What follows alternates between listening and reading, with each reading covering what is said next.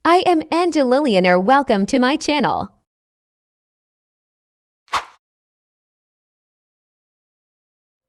Sa paggawa ng Pilipiniana puff sleeve ay katulad rin siya ng pag-cut sa regular na Pilipiniana sleeves.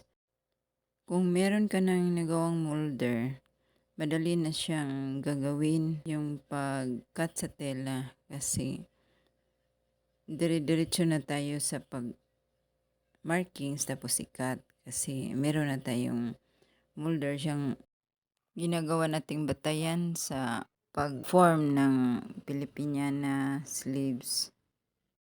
Pag meron na kasi tayong molder, madali na lang siyang i-markings kasi meron na tayong naka-form na at hindi na magsusukat at dire-diretso na yung trabaho natin. Idagdag na lang natin yung 2.5 na para sa plates allowance at saka yung sa sewing allowance. Yung sa pinakababa, i-sharing natin para yung sukat lang sa sleeve hole yung kukunin natin. At i-additional na lang din natin yung allowance para hindi siya masyadong masikip. Tapos yung allowance sa sewing. Yung iba, pwede ring i-box pleats yung design.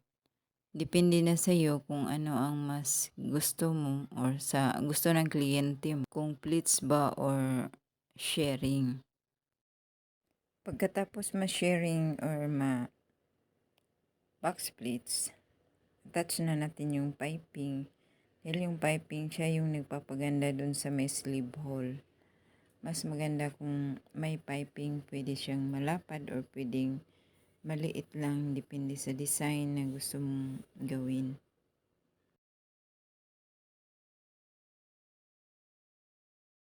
Sa may armhole, katulad rin siya na pagtupi sa Pilipiniana sleeves.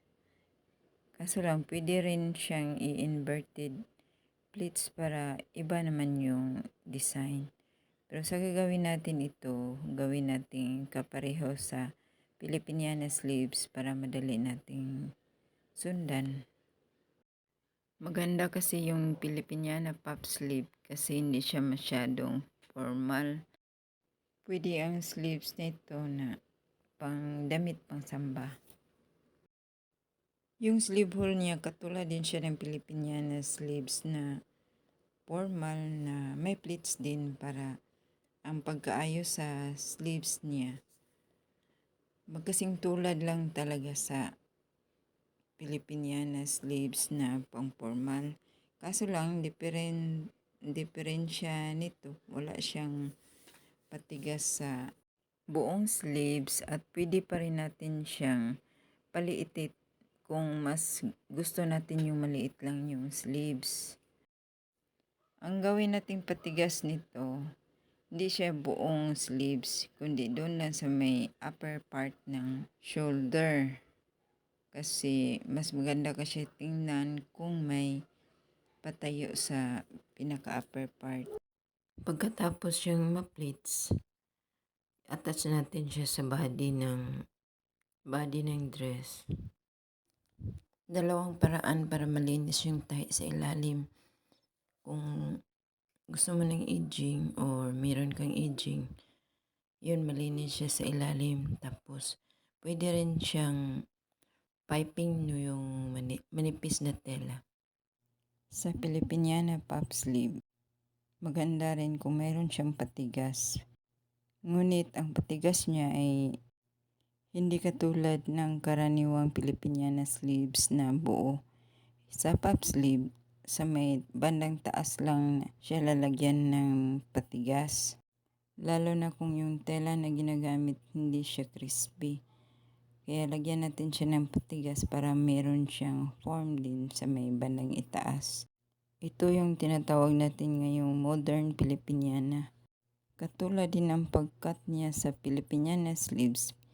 Kaya lang, ang patigas niya dun lang sa may bandang itaas. Ito yung ginagawa natin ngayon. Yung ginagamit ko ditong patigas ay air foam. Tapos binalot ko siya ng cloth para hindi siya makita sa ilalim. Tapos naka half moon shape siya. Siya yung itatahi natin sa pinakaitaas. Ang pagkatahi niya ay palabas sa armhole. Ganyan siya pagkaayos para pag sinuot, meron siyang shape sa may itaas, bandang itaas. I-feature natin sa susunod na mga video kung paano yung mga style ng ganito.